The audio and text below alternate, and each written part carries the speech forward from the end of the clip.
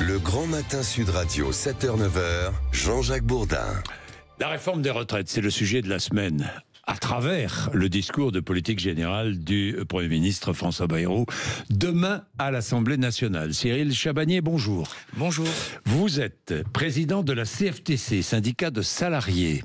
Vous co-gérez avec le patronat Agirc Arcom, système de retraite complémentaire, qui fonctionne très bien d'ailleurs, puisque je crois que vous avez 70 milliards d'euros en caisse. 80 milliards même 80 milliards. Ouais. Oui. Donc ça fonctionne bien. Ça vais y fonctionne revenir. très bien, oui. C'est un système de retraite par points. Oui. Je vais y revenir. Cyril Chabagnier, vous avez rencontré plusieurs fois François Bayrou ces derniers jours. Est-ce qu'il va annoncer ou pas une suspension de la réforme des retraites ?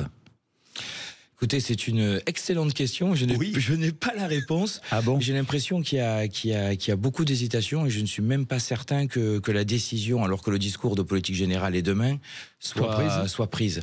Oui. Vous avez senti qu'il y avait beaucoup d'hésitation ? J'ai senti qu'il y avait beaucoup d'hésitation. Alors parfois on parle d'arrêt, de suspension, de pause, en nous disant qu'une pause c'est pas une suspension, qu'il n'est pas un arrêt. Enfin moi j'ai du mal à voir les différences qu'il y a entre tous ces termes.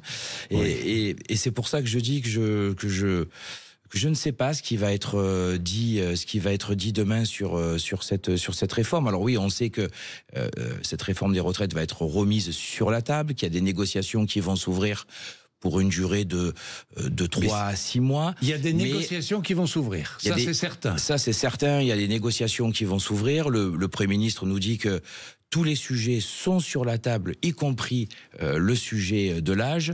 Oui, mais le départ à 64 ans. Départ à 64 ans qui est donc ouvert. Et ça, c'est un signe pour nous, évidemment, important. Et moi, je le note positivement. Mais on a, on va dire, deux contraintes, entre guillemets. C'est que cette réforme des retraites pourra évoluer d'après ce qu'on nous dit, si et seulement si il y a un accord majoritaire des partenaires sociaux, et donc il faudra trouver un accord majoritaire. On n'est pas forcément, on est tous d'accord pour dire non à 64 ans, mais pas forcément tous d'accord pour dire ce qu'on veut.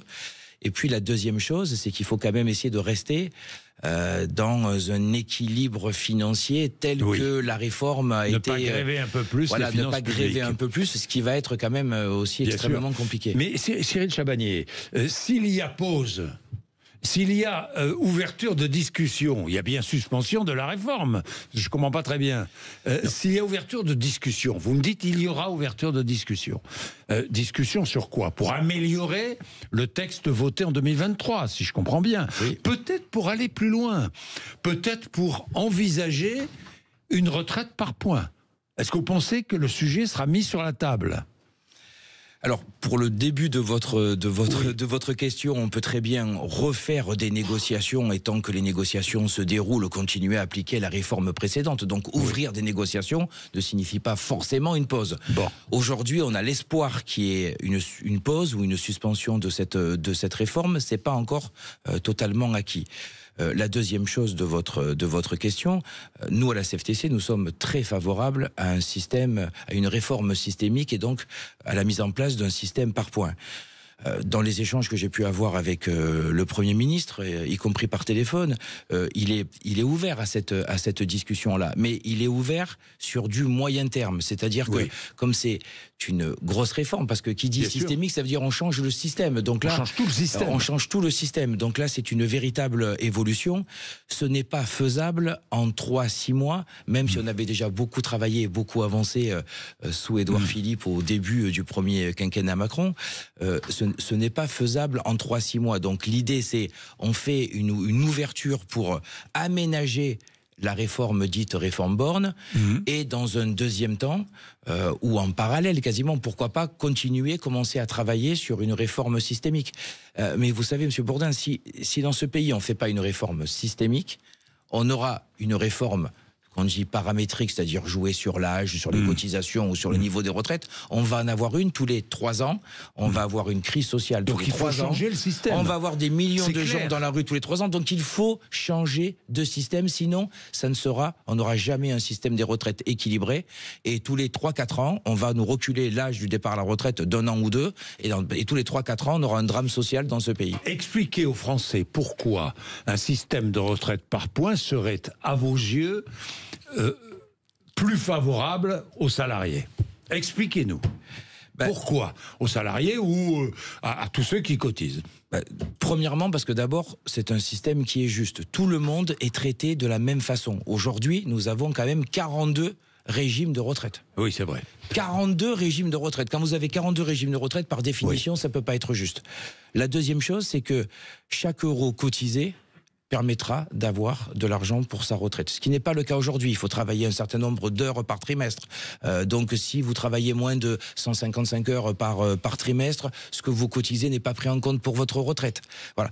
Donc c'est plus juste. Avec un système par répartition, c'est plus juste. Vous êtes absolument certain que chaque euro cotisé va vous rapporter de l'argent pour votre retraite. Et à partir d'un système par points, tous les secteurs sont traités de la même manière et la seule chose qui vous fait partir de manière anticipée, c'est la pénibilité.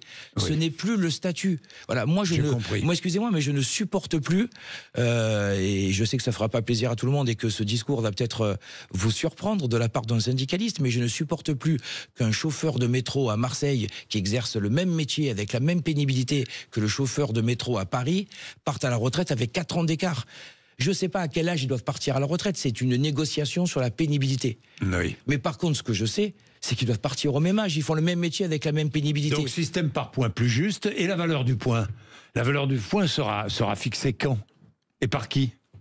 La valeur du point peut très bien être fixée. Alors évidemment, il y a des directives gouvernementales, mais être fixée de manière paritaire. Les organismes, je veux dire, les syndicats, le patronat. Les syndicats, le patronat. Alors le paritaire aujourd'hui, c'est beaucoup du tripartisme. Il faut rajouter l'État avec. On travaille beaucoup à trois. Mais aujourd'hui, les partenaires sociaux gèrent la retraite complémentaire Agirc-Arrco.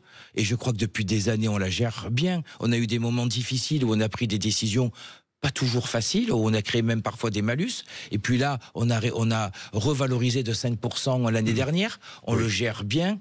80 milliards d'excédents aujourd'hui. Je crois que l'État a beaucoup à prendre de la gestion des partenaires sociaux. Merci beaucoup Cyril Chabagnier d'être venu nous voir, président de la CFTC. Ça vous fait réagir, 0826 300 300. Il est 7h20, à 7h20, le rappel des titres de l'actualité. Avec vous, Laurie Leclerc. Laurie.